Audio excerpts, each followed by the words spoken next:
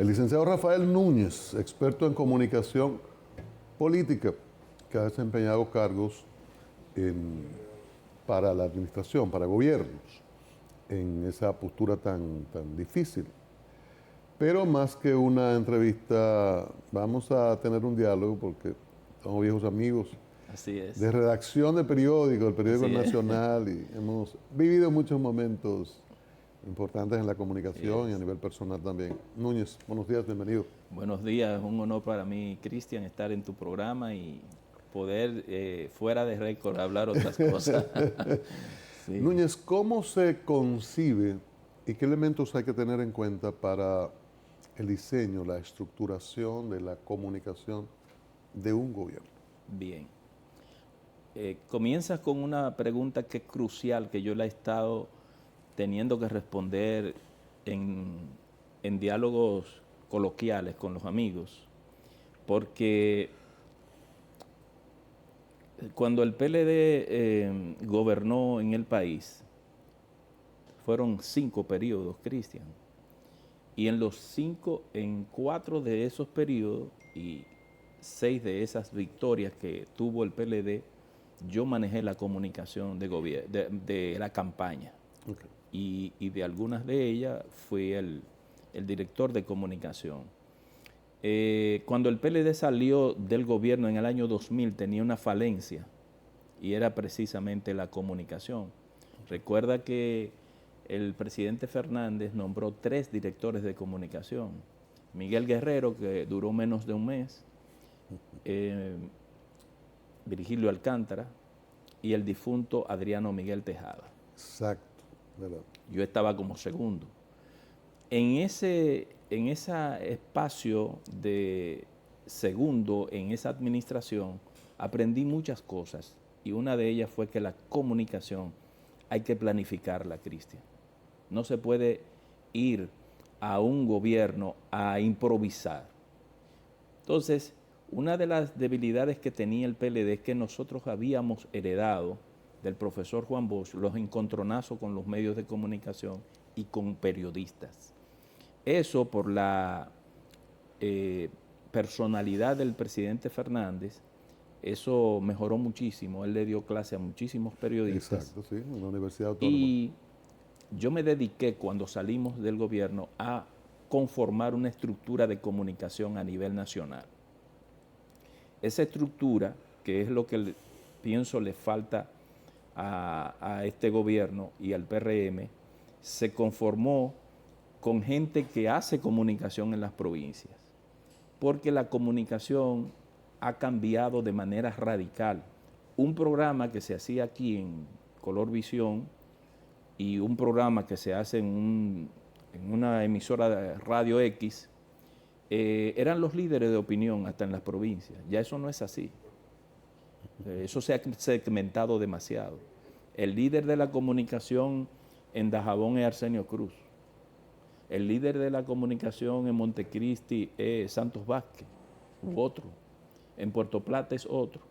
Eso se ha segmentado. O sea, ven lo nacional, pero quieren su parte su local, nicho, su nicho bien alto. Su realidad En local. Samaná, por ejemplo, es una joven que se llama María, con otro. O sea, uno va a las distintas provincias y va a encontrar líderes de opinión locales. La opinión nacional llega y tiene cierta incidencia, pero no como antes. Entonces, el que olvida esa parte está creyendo que desde aquí puede imponer la agenda, y no impone la agenda. La agenda se impone en cada localidad, y los temas, además, la horizontalización de la comunicación permite que allá en Mao, por ejemplo, la gente tenga sus propios temas. Es el guineo, es tal cosa, la importación de guineo y qué sé yo. Los productores de guineo, si tienen problemas con el dólar, etcétera, etcétera. Entonces, esa estructura afuera es necesaria. Pero otra cosa que nosotros hicimos fueron los gabinetes de comunicación internamente. Entonces, pienso que con todo el respeto que le tengo al presidente de la República y a quienes tienen esa responsabilidad, deben afinar el tema de la comunicación, porque no es solo que vaya una persona, es que esa persona tenga la visión estratégica de la comunicación, tenga la voluntad de armar un sistema de comunicación completo que tenga estructura afuera y estructura adentro. Ahora, antes de ir a esos detalles, tú sitúas ese inicio de experiencia de la comunicación gubernamental en el 96. Heredamos, no, ese gobierno hereda a Joaquín Balaguer, Sí, donde eso no existía. no existía. O sea, no existía. Balaguer era un hombre de principio del siglo pasado Y no le y interesaba. no le interesaba eso. Entonces, de repente hay un cambio de este nivel.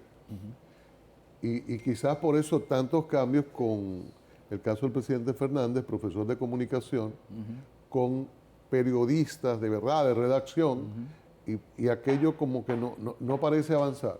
Hay que, en el caso de Hipólito Mejía, que entra en el 4, también hubo esas dificultades. Cuando regresa el presidente Fernández en el 4, el mundo también como que había cambiado, y Sí, mucho. sí.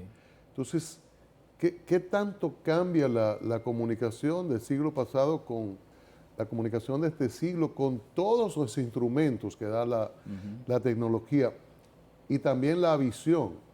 Porque creo que así como hay gente que, ¿cómo le llama Severo? Severo le tiene un nombre a lo que no maneja la tecnología. Sí, Y así- analógico. Sí, así como hay, sí, eso es análogo. Dinosaurios. Correcto. Aquí hay gente también que va demasiado rápido y entiende que todo se resuelve con un aparatico y que las personas incluso ya no son importantes. Sí. Y que los temas duran unos minutos y que hay que estar todo el tiempo. ¿Cuán grande es el cambio y qué debemos preservar Sí. del pasado? Sí, del pasado debemos preservar la profesionalidad. Exacto. La profesionalidad. En cualquier esquema en el que tú te montes, cualquier plataforma en la que tú te montes, la profesionalidad. Nosotros nos diferenciamos de la turbamulta que entra a los medios electrónicos, a la distinta plataforma, Twitter, Facebook, Instagram, etcétera, YouTube. Nosotros yo se lo decía en un taller a unos jóvenes, nos distinguimos en el manejo profesional. Nosotros contrastamos la noticia, buscamos la otra fuente, la contrastamos y entonces escribimos. El impacto que han tenido la tecnología de la información y la comunicación es extraordinario, porque nos permite a nosotros, desde un celular, manejar todas tus cuentas, hasta las cuentas bancarias y hacer transferencias. Eso es un impacto extraordinario. Ahora bien, un gobernante, un alcalde, un presidente, no puede gobernar desde el humor de las redes sociales. Tú tienes que coger y dejar. Coger y dejar. Porque si bien es cierto que las redes sociales han ido sustituyendo en lo que es la dirección de la opinión pública a los medios tradicionales, todavía los medios tradicionales son más sosegados, más tranquilos, y están los profesionales de la comunicación trazando la pauta de la opinión pública. Entonces, tú no puedes, tienes que coger y dejar, de tal manera que no sea el humor de las redes el que te dirija hacia tomar una decisión u otra. Porque si es por el humor de las redes, ahí hay haters, ahí hay gente que quiere fuñir, gente que quiere esto y que quiere lo otro y que habla esto y que critica, no importa lo que sea. Exacto. Entonces tú tienes que con la experiencia coger y dejar y no permitir que sea ese humor que plantean las redes en el día a día que te lleve a tomar una decisión que normalmente cuando se toma así en caliente no es la mejor. Entonces, no es verdad, para responder la otra parte, que una noticia tumba a otra y que eso se olvida. No. La neurocomunicación te enseña que, y eso no ha dejado de ser desde hace tiempo, te enseña que tú posiciona un tema, reiterando el tema, y tú debes tener mecanismo para sistematizar todos los temas que tú quieres colocar. Eso independientemente de las redes. Si tú sigues, ahora tienes que utilizar los medios tradicionales y los canales de las nuevas plataformas también. En ese sentido, ¿qué tan difícil es? Porque te decía que hay esos dos extremos, ¿no? Los dinosaurios. Pero es una convergencia de las dos cosas. Convergencia de las dos Porque cosas. ahora también hay personas que las denominan, me acuerdo el término, como responsable de redes. Y Community manager. Community manager. Entonces, hay muchachos geniales que tienen criterio, Sí. pero también aparecen otros que solo saben el mecanismo tecnológico, Sí, pero no tienen la visión contenido, política y el contenido. Entonces es una cosa de despachar información que es también muy peligroso. Y ahora, en las redes, y los medios que llaman, yo prefiero llamarlas convencional, está la penetración, el peso hacia los sectores fácticos que siguen siendo fundamentales en este país y en cualquier otro. Sí, sí, sí. O sea, hay una gran diferenciación en esto. Sí, sí, y siguiendo ese mismo hilo de razonamiento tuyo, Cristian, nosotros tenemos que hacer énfasis, el que está dirigiendo una comunicación de gobierno, tiene que hacer la convergencia entre lo nuevo y lo viejo. Yo lo hago de manera particular en mis equipos. Yo soy el de la experiencia, pero la mayoría de la gente que está por debajo de mí es gente nativo digital.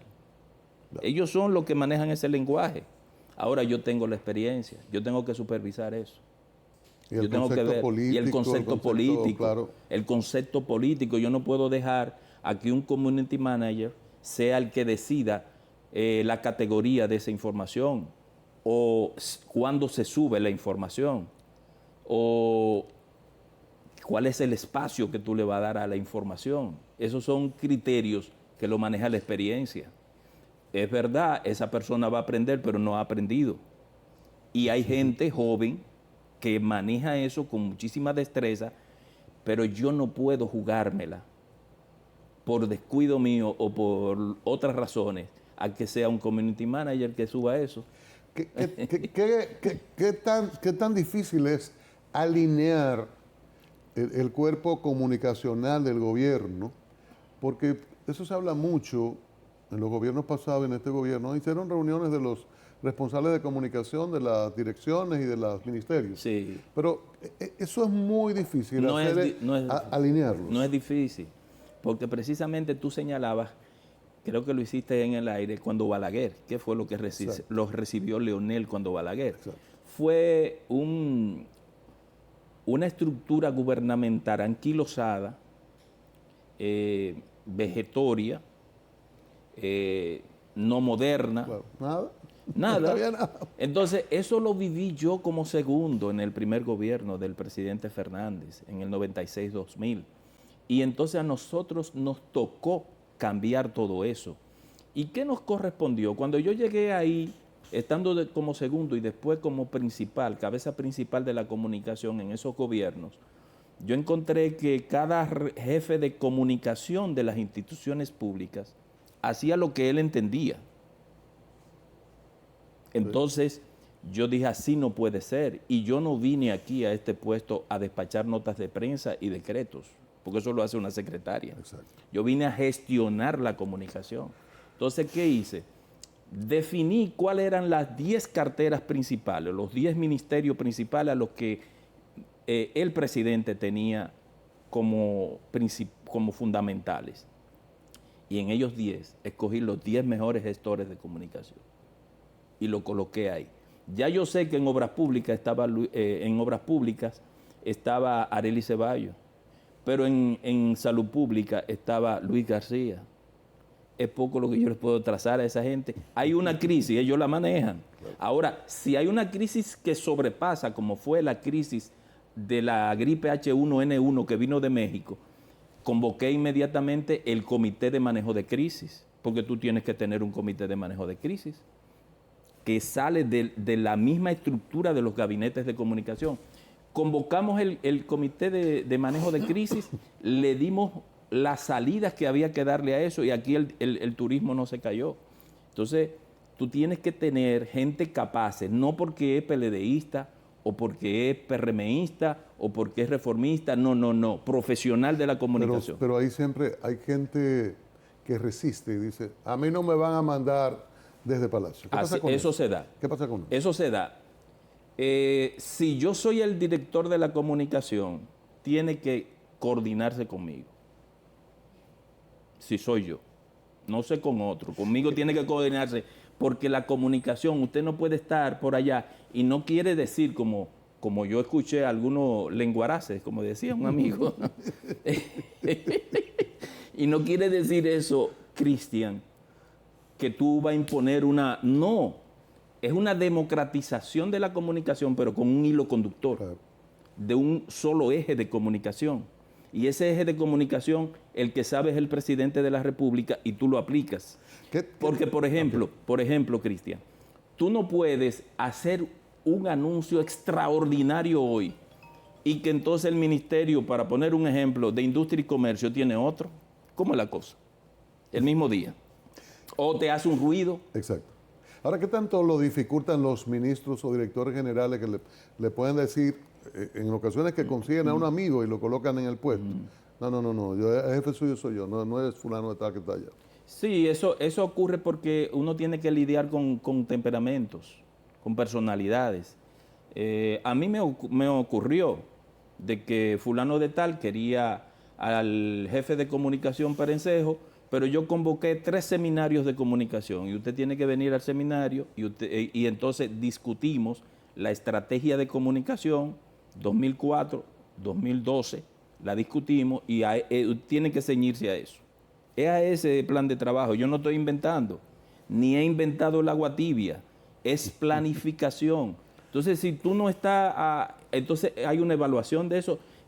Tú planificas, ejecutas, evalúa y ves resultados. ¿Qué tanto tiene que ver lo prometido en campaña por un candidato y el partido, las cosas que dice el partido en el diseño de la planificación del gobierno, de las políticas de gobierno? Excelente pregunta, Cristian. ¿Tú sabes por qué? Porque a mí se me invitó a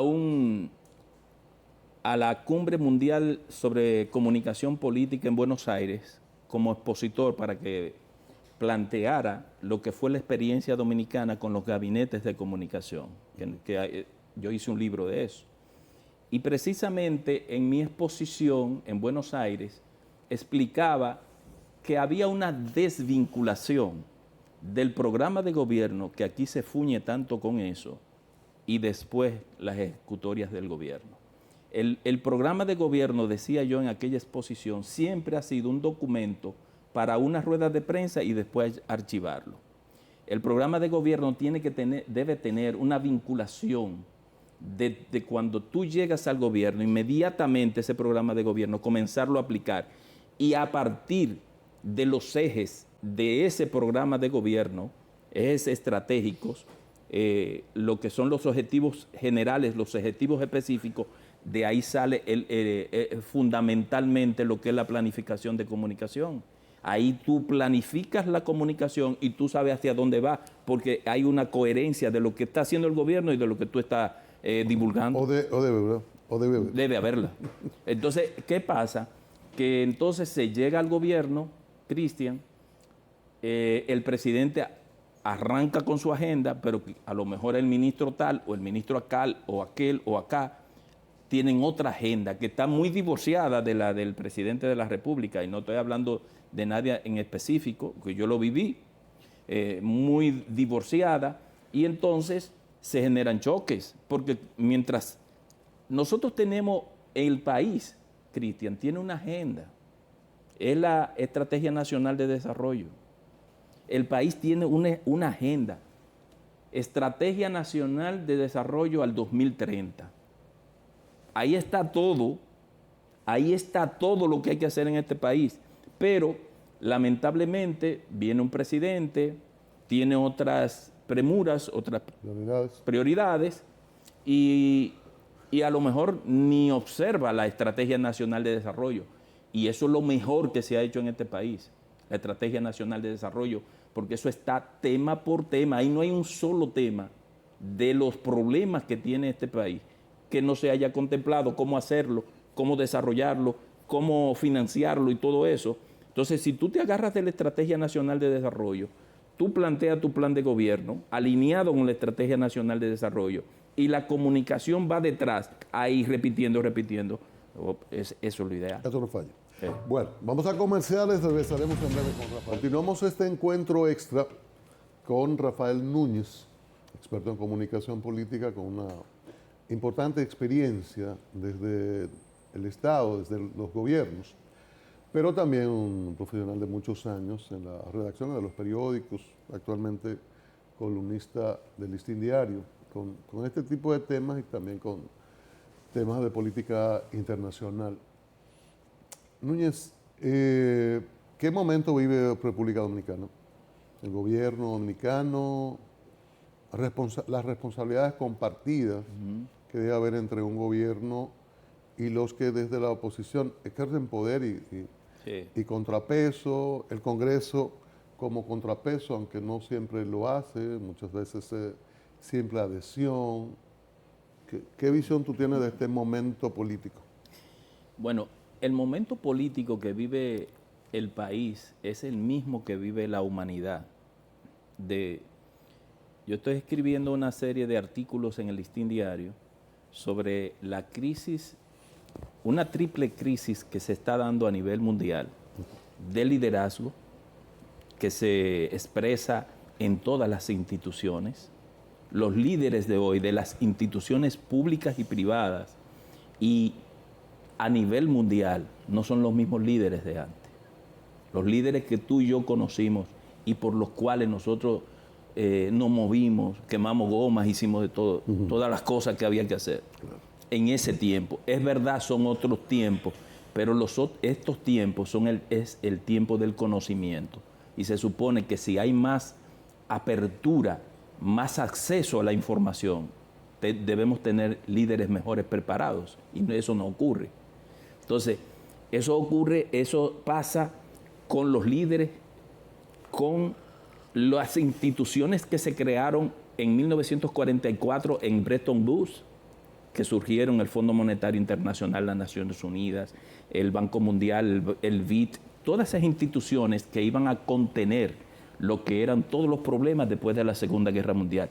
Se nota un agotamiento de esos mecanismos institucionales para contener todos los problemas. Ejemplo, ¿tú crees que es posible que después que nosotros pasamos por una pandemia tan agobiante, donde murieron tanta gente buena que uno quería y donde tuvimos que encerrarnos por casi 2 años, nosotros entremos a una guerra mundial prácticamente? O sea, que ha traído como consecuencia, todavía no hemos terminado del COVID y estamos impedidos de muchísimos bienes y servicios que le ha ocasionado la misma pandemia y después lo ha acentuado la guerra entre Rusia y Ucrania. Entonces, esa guerra de Rusia y Ucrania provocada por esa misma falta de liderazgo que hay en las instituciones, los mecanismos como multilaterales que no fueron capaces de crear el consenso y otro problema de agotamiento del modelo económico que tenemos a nivel mundial. En ese panorama es que Luis ha llegado a la presidencia de la República aquí, en la República Dominicana, con una pandemia, unos efectos de la pandemia y de la propia guerra. Manejando eso, un hombre que no había sido presidente, yo le doy al manejo que él ha hecho. Al manejo que ha hecho. Claro está, la oposición va a tratar de desmeritar lo que él ha hecho, porque no es fácil, Cristian, desde el gobierno tú manejar una pandemia en donde nosotros llegábamos a nuestras casas, Cristian, teníamos que quitarnos los zapatos, la media, encuerarnos, usar esa expresión, y lavar todo lo que tú no sabías lo que era. Y nosotros permanecimos hasta ahora, febrero, que se quitaron todas las restricciones con ese tema. Ahora bien, porque escucho a algunos decir, sí, pero que todo... No. Es que tú no podías dedicar un centavo a otra cosa que no fuera contener la pandemia y tratar de que menos gente muriera. República Dominicana tuvo un manejo excepcional con el tema de la pandemia. Aquí murieron nada más 4,000 y pico de personas. Lamentables las muertes de esas personas, pero la letalidad es de la más baja de América Latina. El contagio de los más bajos de América Latina. Un manejo excepcional de esa crisis. Y el comportamiento del crecimiento económico el año pasado del PIB, de los más altos, el segundo más alto de América Latina. Entonces, yo le doy mi voto de confianza al presidente Luis Abinader. Tiene otros problemas, otros desafíos. Lo mismo que tú señalas del tema el contrapeso que tiene que haber. Debe haber mayor liderazgo a nivel del Congreso Nacional. Tú no me puedes convocar al Congreso Nacional, al director de la policía para hacerle una interpelación, pero una interpelación para qué, es un problema estructural de hace años. ¿Qué tú puedes hacer? ¿Lo va a meter preso? ¿O lo va a poner en un paredón? Para poner un ejemplo. Y yo estoy justificando las muertes de esa persona. Jamás. Jamás. No, lo estoy viendo desde el punto de vista profundo del problema estructural que nosotros tenemos con la policía y otras instituciones, Cristian, en donde eso no sirve. Eso hay que fundarlo de nuevo, no sobre la base de ponerle un cañón y tumbar el edificio, como dijo alguien por ahí, no sobre lo mismo policía. Ese es el problema más grave. Es el reto. Es el reto, es construir nuevas escuelas de formación policial con otra mentalidad. Y eso no es fácil. Como decía alguien, el reto es en democracia. En democracia no es dando palos. Cuando no es en democracia, y esto ya sí, desde la punta del gobierno, tú impones. Tú lo impones, exacto. Ahora, los partidos de oposición tienen representación congresual en los municipios, y aunque los que no la tienen, o si no la tuviesen esos grandes, se supone que es el contrapeso político que necesita un gobierno. Así es. ¿Cómo tú juzgas ese comportamiento? Aunque hay que decir que de manera extemporánea todo se ha precipitado. Estamos metidos de lleno en la campaña electoral, pero hace rato. Así es. Bueno, los partidos políticos, Cristian, yo esta mañana pensaba en esa situación. Lo primero es que yo escribí un trabajo que decía la involución de los partidos políticos en la República Dominicana, que se extiende a América Latina y tiene que ver con, no es una visión mía, con visión de gente que está por encima de mí en el conocimiento de una crisis de los partidos políticos que hay. Entonces, aquí se han privatizado los partidos políticos. ¿Cómo así? Porque tienen sus dueños. El que decide es el dueño del partido y son los dueños de los partidos. Entonces, no hay una democracia. Han involucionado, Cristian. Entonces, aquí el partido X, Y, Z, A, B tiene sus dueños.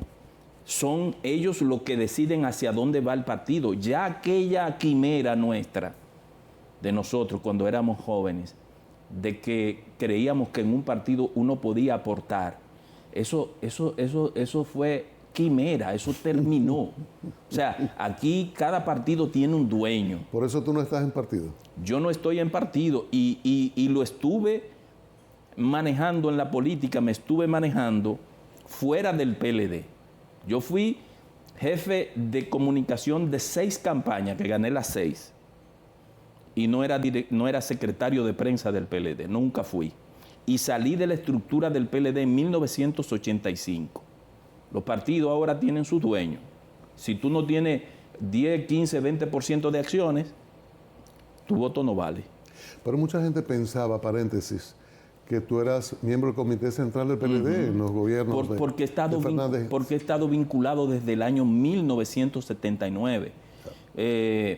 Vinieron varias coyunturas posibles para yo entrar a la estructura del PLD después del 85 cuando salí. Y yo nunca quise. Y gente de mi entorno, y en algún momento el propio presidente Fernández, ¿usted no quiere ser miembro del Comité Central? No me interesa, presidente. No me interesa porque ¿qué hacían esos organismos, Cristian? Nada, Cristian. Se reunían cada 4 años para levantar la mano. Yo no puedo estar en un órgano o en un organismo en donde, por decir que yo soy miembro del Comité Central o del Comité Político, después entraron al Comité Político del PLD. Gente sin ningún tipo de condiciones políticas. Gente que tenían que ponerle ahí para poder decir 3 párrafos, decirlo de su cabeza, tenían que repetírselo 80 veces, gente que no tiene condiciones, y así son ese es el problema de la crisis de liderazgo que hay a nivel mundial y local. En ese contexto, hay un libro interesante que está de moda, que es la rebelión de los poderosos, no, pero es por ahí. Sí. De Moisés Naim. Ese se llama Cuando el poder no tiene poder, de Moisés Naim. Que el poder pierde poder. Pierde poder. No, es de ahora. O el más reciente. Sí, el más reciente. Sí. Que es la venganza de los poderosos. Ya, la venganza de los poderosos. Es un libro muy interesante porque él examina a los autócratas, caso de Bolsonaro, Bukele, Trump, etc. Y entonces él dice que incluso la democracia, la libertad está en riesgo, y dice que hay 3 P's. Él dice 3 P's, que son las que lo trastornan todo y plantean los grandes riesgos, y es el populismo, polarización y posverdad. Así es. Y entonces se examina el comportamiento de estos autócratas y dice, es la misma fórmula de crédito de la democracia, son los que van a salvar el mundo, campaña contra los medios de comunicación, la descalificación de todo. Sí. Y claro, polarizando, ya no importa quién tenga la razón, no importa la verdad. Entonces él dice ¿de quién estaba que gran hablando? parte de la Trump, crisis de Trump.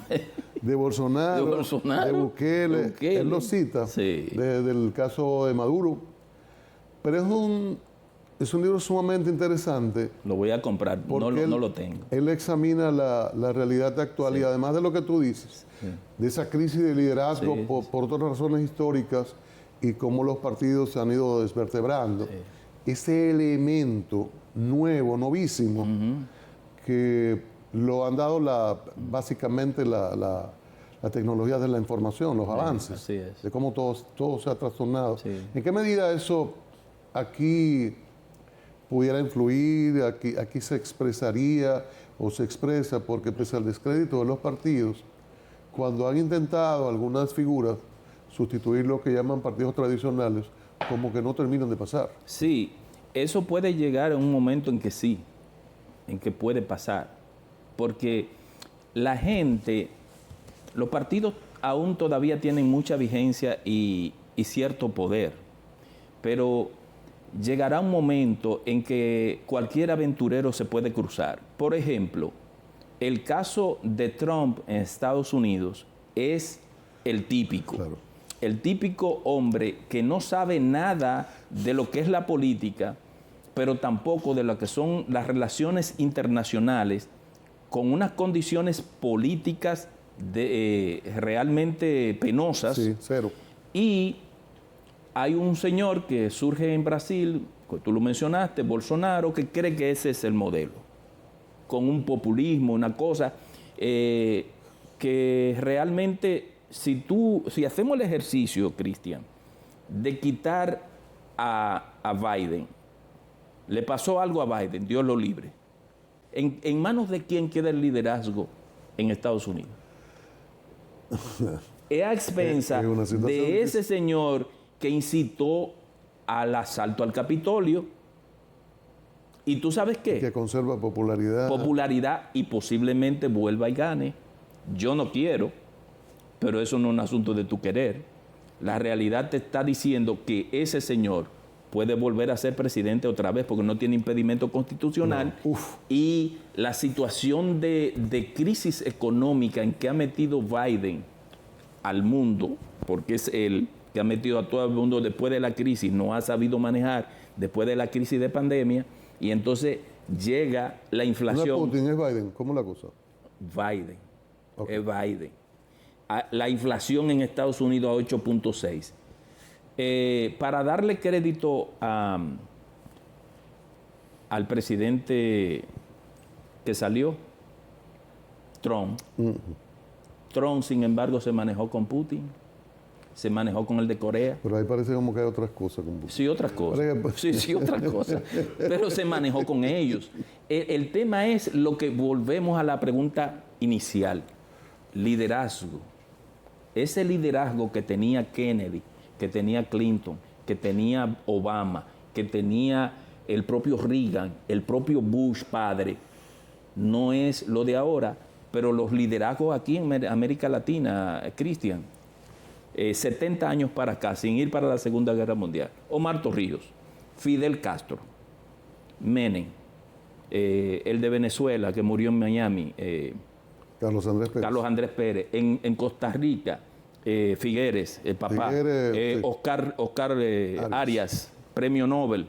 O sea, ¿qué es lo que nosotros tenemos en América Latina? Y en Europa muchos líderes también. Entonces, el liderazgo, es verdad que el liderazgo no sustituye las instituciones, pero el liderazgo, por ejemplo, en el caso de República Dominicana, sobre 3 liderazgos, recayó la debilidad institucional para que no se colapsara el país: Peña Gómez, Balaguer y Juan Bosch. Eso es así, me guste o no me guste, me guste Balaguer o no me guste, Balaguer, Peña Gómez, ellos sabían hasta dónde llegaban. Eso está ausente, Cristian. Eso implica riesgo en el caso de República Dominicana, esa falta de liderazgo, además la misma situación de los partidos, por la falta de liderazgo y también por esa corporativización. Y bueno, y todos esos trastornos y los casos de corrupción y los casos de droga y todas esas cosas. ¿Hacia dónde apuntaría todo esto? Porque uno está viendo que, por ejemplo, en el PLD hay un déficit importante. En el PRM uno ve al presidente Abinader.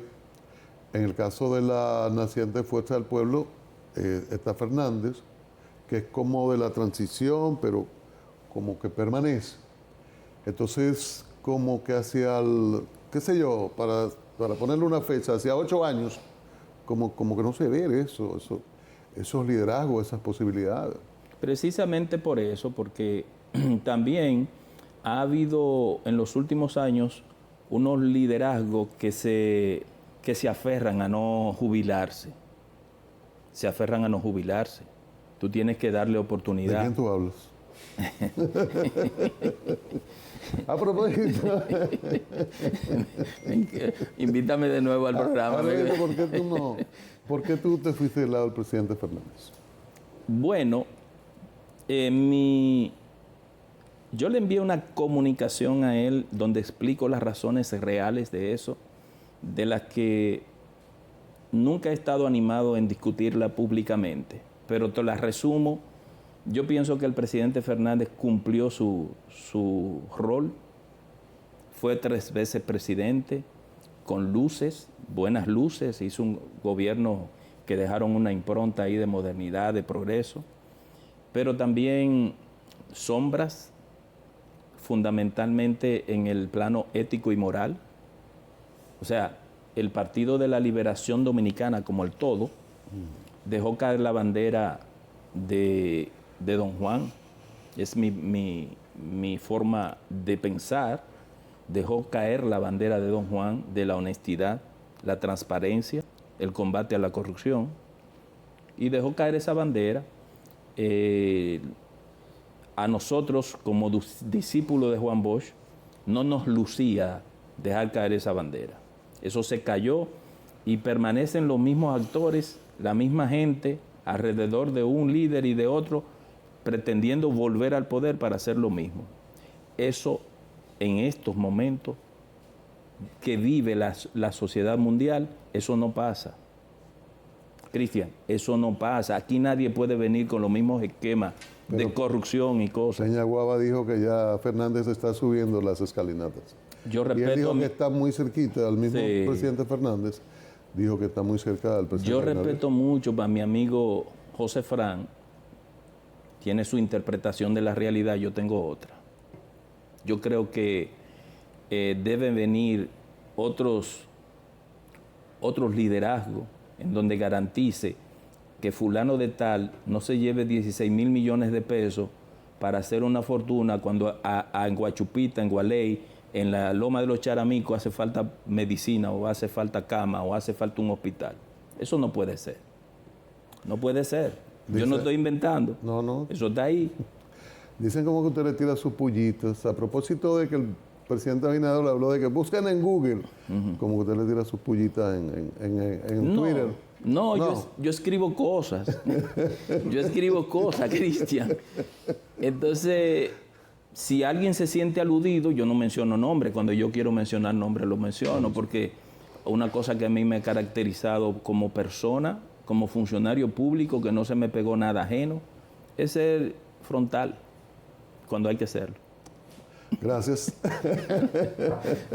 Rafael Núñez, un amigo entrañable, un amigo de muchos años, excelente periodista, que hemos, como dije hace un rato, compartido en las redacciones, en términos también personales, y le renovación de afecto y cariño. Y yo me siento muy honrado con estar en esta conversación contigo. Así es. Qué bueno haberte tenido por acá. Y ya vendrá otro momento. Así es. Que Omar no va a estar en esta conversación. Omar, no. Lo sacamos. Gracias a Rafael Núñez, a ustedes también, y el próximo sábado estaremos en otro encuentro extra. Pásenla bien.